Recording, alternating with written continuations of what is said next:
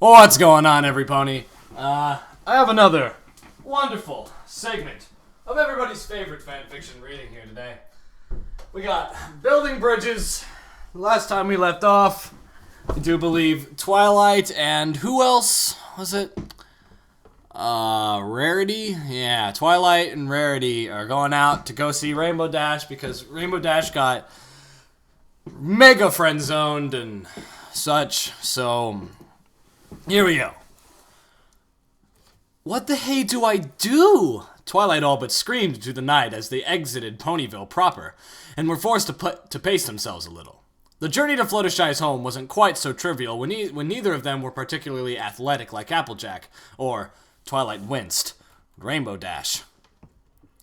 Sweet Celestia and Luna, help me now! Why? She tried, but she couldn't even find a single question with which to begin. I mean, we're both fillies, Twilight tried, for a third time to... What? She didn't even know what she was doing. Oh, don't be so droll, dear. That's not the issue here, and you know it as well as I do, Rarity commented, her eyes on the road, struggling to keep up the pace. What is the issue, then? Twilight asked, desperate. You asked it yourself a few seconds ago, no? What do you do about it? I don't think you'll find the answer in the library, though. Rarity permitted herself a wan smile before growing serious once more and looking over at Twilight. Just know that we're here for both of you. Both of you. She concluded after a long silence. They finally approached the door to the rustic cottage that was Fluttershy's home. At night, there was an unmatched tranquility to the place, though it was everything but quiet. Nocturnal birds and creatures of all shapes and sizes sang, croaked, and otherwise made the place full of life. The gentle noises of the nearby brook and the wind tugging the trees were constant. It was utterly unlike the quiet of the library at night in every way. The cottage door was closed, however, and all the windows were firmly shut. Twilight stepped up to the cottage and knocked on the door, undeterred. Fluttershy? She tried, calling through the door. She really didn't know what Fluttershy felt about her right now, but she knew she had to find Rainbow Dash. Fluttershy was their best lead. She needed to talk to her, and by the moon she would. Even if she had to brave the stare, Twilight suppressed a shudder. Minutes passed in silence. Twilight knocked again and again, harder every time. When no response was forthcoming, Rarity spoke up. Fluttershy, open up, please. I need to talk to you. Whether it was due to knocking harder, persistence, or if it was Rarity's voice that did the trick, Twilight could not tell, but the door finally slid open, outlining a yellow Pegasus in the sparse light from the inside. I'm sorry, Twilight. Rarity, was all she said, making no move to let them in. Where's Rainbow Dash? Twilight asked, jumping straight to the point. She had to find her. She had to find her now. I looked everywhere. All I found was a note at her cloud home. Show me! Twilight said with a force, growing a little desperate, but the Pegasus stood her ground. I don't know if that's a good idea. Fluttershy, Rarity said, her voice soft. How can we help if you don't let us? Fluttershy's eyes, however, were on the saddlebags that Twilight Sparkle carried. Noticing, Twilight, too, looked at them. Not that the saddlebags themselves were much to look at. Is this important? She asked, indicating with a hoof. I'm really getting tired of ponies playing keep-away with me, except it's not with things, it's with information. Oh, wait, that wasn't Fluttershy, that was Twilight Sparkle. Is this important? She asked, indicating it with a hoof. I'm really getting tired of ponies playing keep-away with me, except it's not with things, it's with information! Twilight realized she had practically been shouting at the end there, and hung her head dejectedly. Fluttershy had drawn back and was cringing. I'm sorry, Fluttershy, but I just really need to talk to Rainbow Dash. This isn't fair. The door opened a little more, and Fluttershy stepped back to let them in, her snout nearly touching the ground at this point.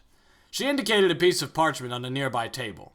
Twilight stepped up to it, illuminating it with her horn, and read the note that was written in Dash's atrociously messy hoofwriting.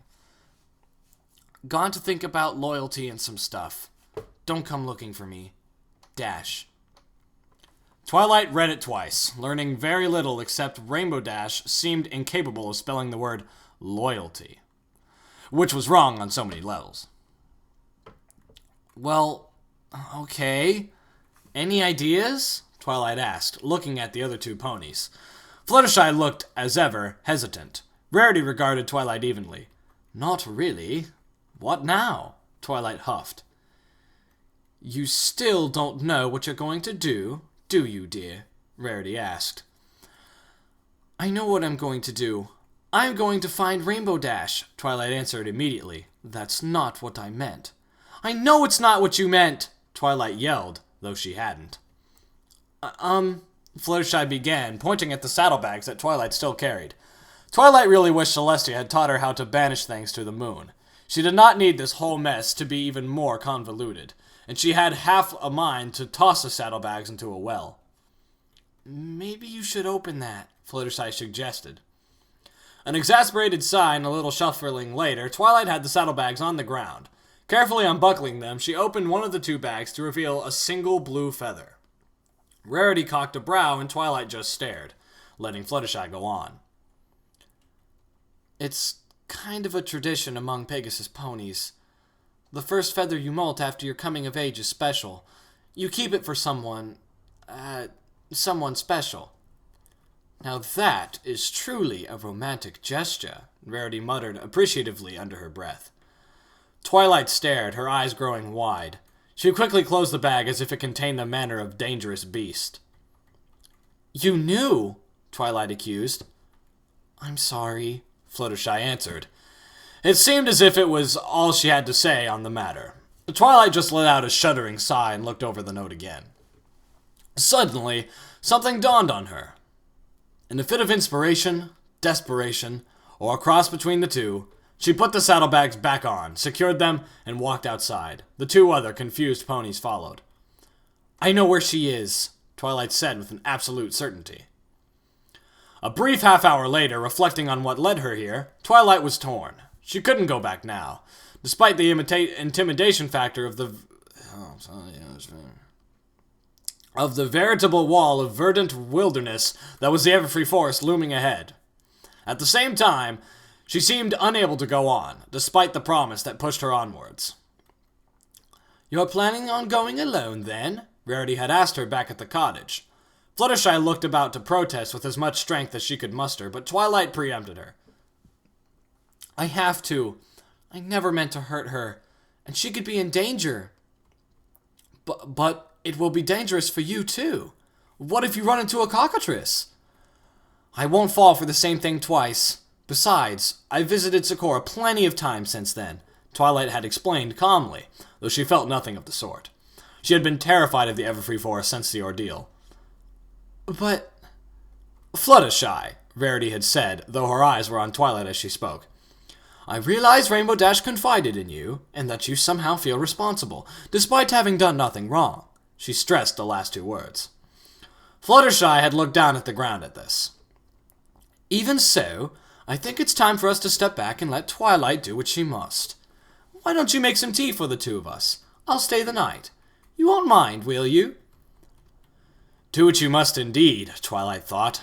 Snapped back to the present and staring at the dark trees in front of her, she stalled by checking her saddlebags again. In one, a few apples and carrots given to her by Fluttershy, and in the other... She'd have to acknowledge the presence of that feather sooner or later. Rainbow Dash had meant to give this to her, and now she had to run off. Twilight was certain she'd gone inside Everfree, to a very specific place, and here Twilight Sparkle was, paralyzed at the edge of the forest, unwilling to go back, yet unable to go forward. She glanced back towards Fluttershy's cottage, a dim glow barely visible in the distance, wondering what she was waiting for. She wished someone had told her what it was that she had to do. It wasn't just about Everfree. It wasn't just that entering the forest in the dark of night was a stupid thing to do. It certainly didn't help, of course, but it wasn't the scariest thing. There was a beast in her saddlebags that scared her more than any cockatrice or chimera. Aww. Rainbow Dash... The words died in her throat. She corrected herself and tried anew. Oh, Twilight can't hide her feelings either. This is gonna be interesting. I can tell. This is gonna be something good coming right up here. Rainbow Dash is fond of me. She shook her head dumbly. Why? Twilight Sparkle was everything Rainbow Dash was not. Or rather, the other way around, Rainbow Dash was everything that Twilight was not. Strong, brave, and relentless, the zeal with which she defended her friends was something Twilight has always admired. After their first meeting, Twilight had pegged as a pleasant, energetic troublemaker, and frankly, a bit of a featherbrain. She'd never been a fan, like so many other ponies in Ponyville, she supposed. Since then, Dash had shown Twilight how many more facets there were to her personality, but always coming back to that core of loyalty and strength of character. Regardless of Rainbow Dash's reasoning, whatever led to this, Twilight Twilight would have to figure out what this all meant for herself before she found her friend. If she ever found her. If she could get moving anytime soon, Rainbow Dash would have dashed straight into the Everfree Forest without hesitation if she knew any of her friends were in danger. If Rainbow Dash would do that for her, how could she defend standing here rooted to the spot? She didn't have any answers because there were none, but if nothing else, Twilight knew she didn't want Rainbow Dash to suffer. The image of Rainbow Dash with tears forming in her eyes at the party flashed before her. She had done that. It was her fault. And there was even a chance that she could solve this, be that by giving back the feather and apologizing, or by, well, whatever the alternative was. If she had the power to do something, then she would. Finally, her hooves obeyed her, and Twilight slipped into the forest proper. Stupid Twilight, Rainbow Dash muttered to herself as she kicked a rock off a cliff and she paced. The bridge that led deeper into the forest, to the castle of the royal pony sisters, creaked eerily.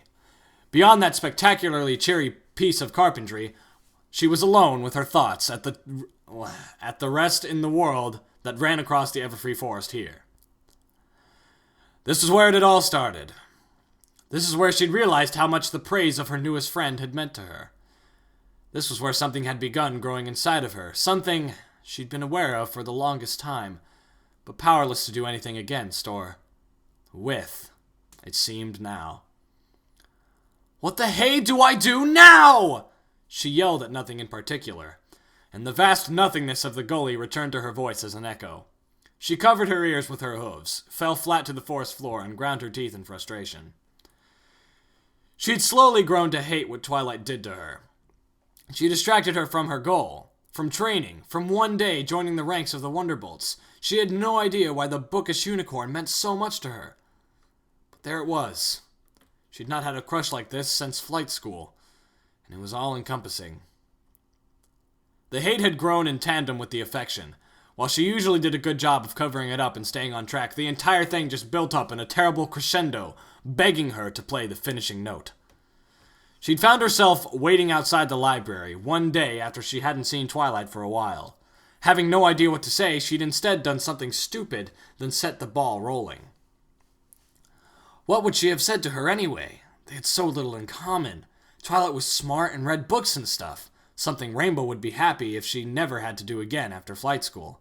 Or, well, that was what she'd said until she started studying with Twilight. She felt herself flush a little at the thought. Every moment she'd spent in Twilight's company had made her feel excited. It did little to calm her down. It was more akin to the thrill of a dive towards the ground. A reckless dive with no plan of stopping, her heartbeat going wild. Ah! Not helping! She groaned and closed her eyes tightly as if she could shut her own mind out. Twilight had even shown her books that didn't have to be stuffy, boring things. Ponies wrote about stuff that was actually cool. And more importantly, cool ponies wrote cool books. She didn't have any plans to write a book herself, nor did she feel a bookcase was needed in her cloud home, but some of the stuff Spitfire wrote about was really neat, and when they were reading together, it wasn't bad at all. Not that it mattered anymore, now that Twilight had ruined it all. That pony was oblivious to anything and everything that wasn't written down or drawn out in fritter charts or whatever. Pinky's party had been the perfect opportunity to be just done with. Tell her how it was. Say those 3 little words.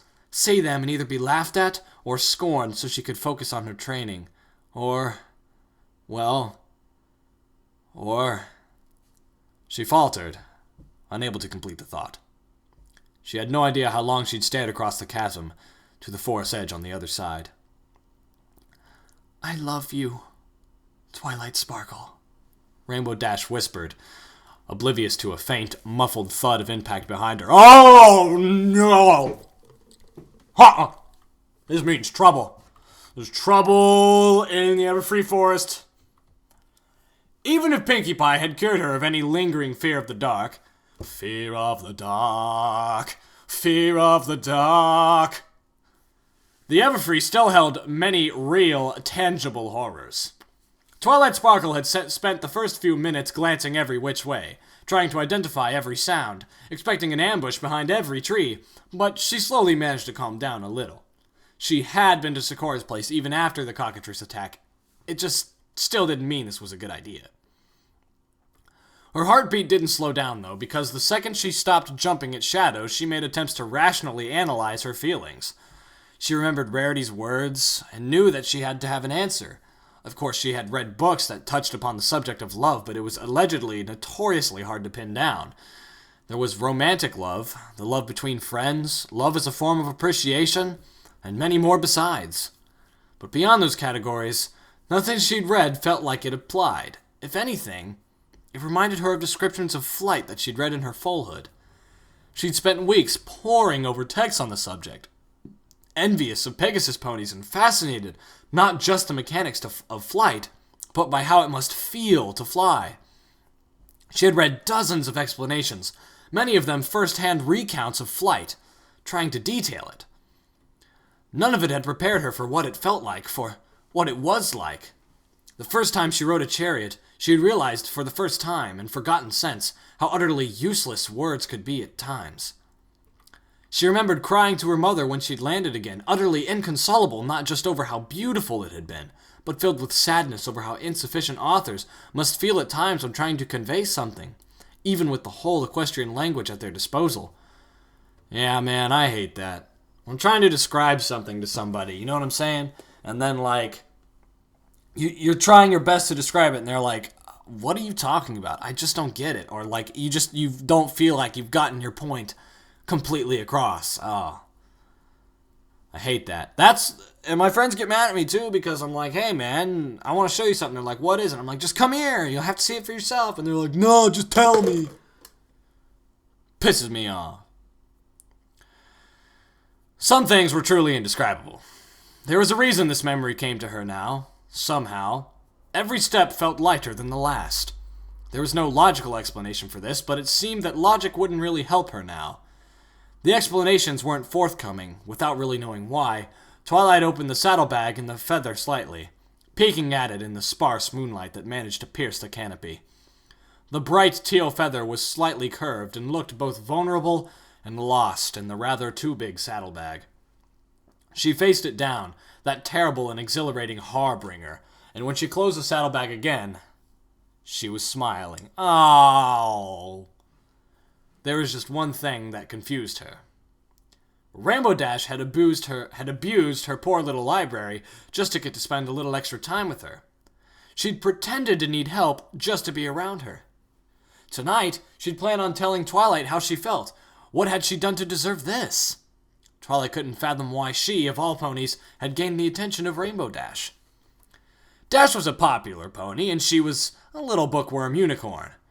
Had she been cynical, and had it been any other pony, she might have suspected it had to do with her connection to Princess Celestia. It didn't really work as well when Rainbow Dash as a fellow element of harmony.